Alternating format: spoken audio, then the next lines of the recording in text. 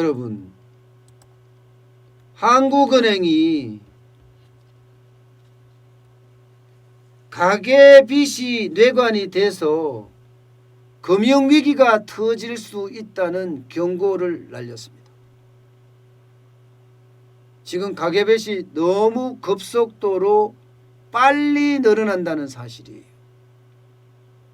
게다가 지금 경기가 회복되는 모습을 보이는데도 불구하고 고용이 없는 회복이 일어나기 때문에 저소득층이나 혹은 서민계층은 일자리를 다시 가지지 못하면서 회복이 이루어지는, 그야말로 가계소득이, 근로소득이 확 줄어지는 그런 상황이 연출된다.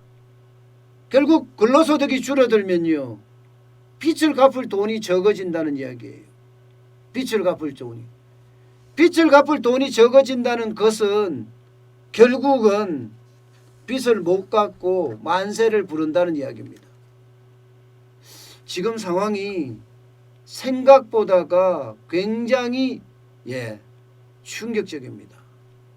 한국은행이 분석해서 보고한 것을 그대로 낸 거에 따르면요, 여러분 보시는 것처럼 2분기에는 마이너스 18%가 줄어들었지만 3분기에도 적지 않습니다. 마이너스 10.7%가 줄어들었어요. 4분위는 부자들이에요. 1분위는 가난한 사람들이고, 4분위 2분기에는 10.2% 줄어들었지만요, 3분기에는요 0.9% 오히려 늘었습니다. 5분위는 줄어든다고 하더라도 줄어드는 숫자가 굉장히 적어요. 4% 줄어들고요. 또 3분기에도 0.6% 줄어들었습니다. 저소득층하고 고소득층하고의 차이가 지금 몇 배예요. 그냥 단순하게 배수로 보면요, 1분위 가구 같은 경우는 17.2%가 줄어들고 있고요. 반면에 4분위, 5분위 같은 경우는 3.4에서 4.4%가 줄어드는 데 그쳤습니다. 그러면 저소득층의 소득 감소율이 고소득층보다가 4배에서 5배 정도 크다는 이야기잖아요. 4배에서 5배.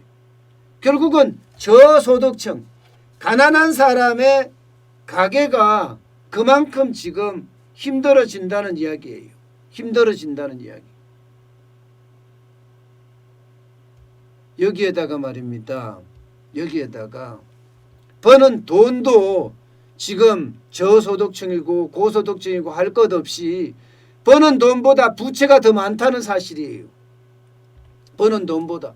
소득은 5,924만 원인데 부채는 8,256만 원이에요. 소득은 1.7% 늘어나는데 그치는데요, 부채는 4.4% 늘어나고 있습니다. 이렇게 되면 어떻게 된다고요? 가계들의 어떤 상황이 점점 심각해진다는 이야기입니다. 가계들의. 특히 말입니다. 특히 그 중에서도 이게 저소득층일수록 적자가 더 늘어나는 거예요. 적자가. 보시는 것처럼 1분위의 적자 가구 비율은 50.9%예요. 절반이 적자라는 거예요. 절반이. 2분위는 23.9%예요. 4집 중에 한 집은 적자라는 겁니다. 4집 중에 한 집. 3분위는 14.8%예요. 많이 줄어들죠. 4분위는 10.6%고요. 5분위는 7%에 불과합니다. 그렇다면 저소득층, 취약계층이 절반이 적자고 차상위 계층도 4집 중에 한 집이라는 이야기예요. 이렇게 되면 여러분 결국이요, 코로나19의 팬데믹 상황이 계속가고 거리두기 2.5단계 3단계로 자꾸 격상해가면 갈수록 이 차상위 계층이나 혹은 취약계층이 취직을 할 수 있는 곳이 줄어든다는 이야기입니다. 소득이 그만큼 줄어든다는 이야기예요. 게다가 부채는 점점 늘어나고요. 이 부채가 늘어나서 어느 순간이 되면 그때 충격은요, 아마 금융위기 전반에 엄청난 충격으로 닥칠 거다. 그렇게까지 지금 한국은행이 예상을 하고 있습니다. 한국은행이. 그런데 여기에다 더 심각한 게 하나 더 있습니다. 왜냐하면 기업의 말입니다. 이게 대기업과 중소기업을 나눠봤을 때 대기업은 좋은데 중소기업이 또 나빠요. 보시다시피 대기업은 2분기에 매출이 3.7% 줄어들었지만 회복을 했어요. 중소기업은 10.2% 줄어들었고요. 3분기도 회복 못하고 있습니다. 못하고 있어요. 제조 서비스도 마찬가지입니다. 서비스도. 대기업의 중소기업의 차이가 굉장히 큽니다. 그러면 중소기업에 다니고 있는 많은 가게들, 여기는요 쉽게 말하면 매출이 줄어든 만큼 중소기업에서 그만큼 임금이 줄어들 수도 있고 그에 따른 해고도 있을 수가 있습니다. 정리해고도 있을 수가 있고요. 그러면 안 그래도 줄어들었는 임금에다가 더 줄어들 수 있다는 이야기예요. 더 줄어들 수 있다. 여기에 여러분 마지막 한 방이 남았습니다. 마지막 한 방. 마지막 한 방이 바로 거품이에요. 거품. 이 거품이 만약에 깨진다.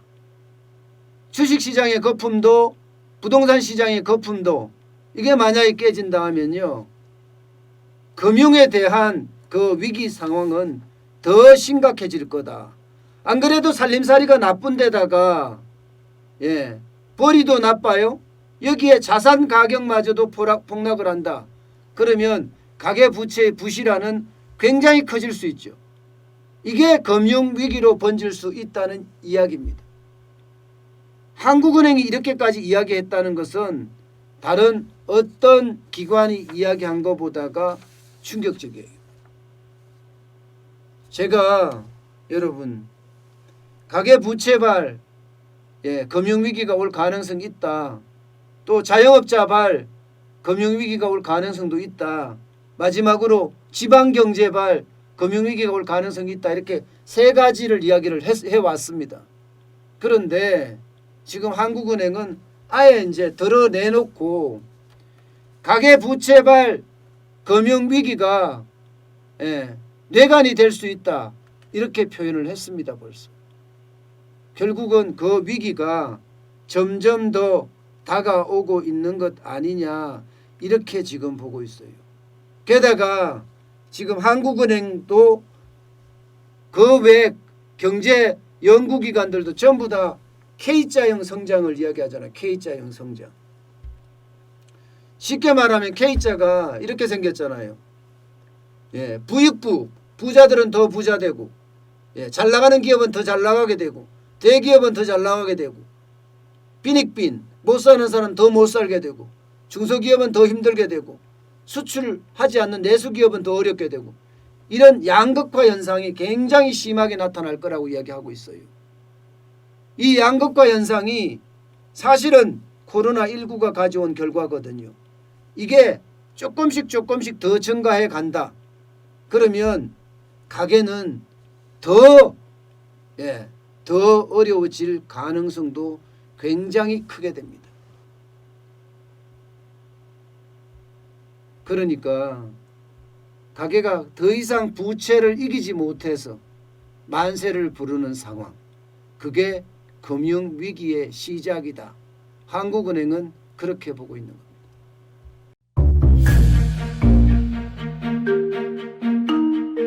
세종대왕과 샤넬 넘버5, 벤츠 자동차의 최고급 기종인 마이바흐의 공통점을 아시나요? 바로 침향입니다. 침향이란 동남아시아에서 자생하는 침향나무가 상처를 입었을 때 스스로를 보호하기 위해서 분비시키는 침향나무의 진액입니다. 진침향은 태국산 침향과 러시아산 녹용, 그리고 국산 홍삼, 백봉령, 산수유, 당귀, 숙지향, 꿀로 이루어진 침향환으로 만성 피로나 또 스트레스, 기력이 저하된 직장인분들, 또 수험생들, 연세 드신 어르신분들이 드시면 좋은 환입니다. 진치약 여러분들께 자신있게 권해드립니다.